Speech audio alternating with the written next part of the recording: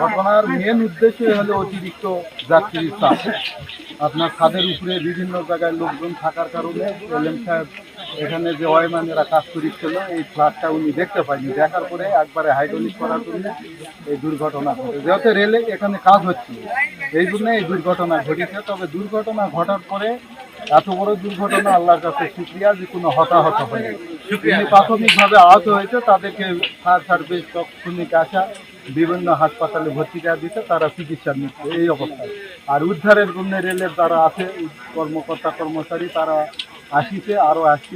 এখানে বেসিক্যালি আমরা 14:15-তে লাইনচ্যুতির নীলসাগর এক্সপ্রেসে লাইনচ্যুতির মেসেজ পাই।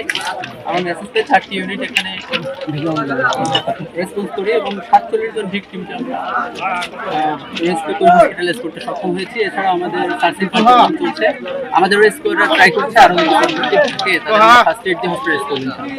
এছাড়াও আমাদের সাথে অন্যান্য বাহিনীর যে সদস্যগুলো আছে তারাও ট্রাই করছে এখানে পরিবেশটাকে স্বাভাবিক করার জন্য।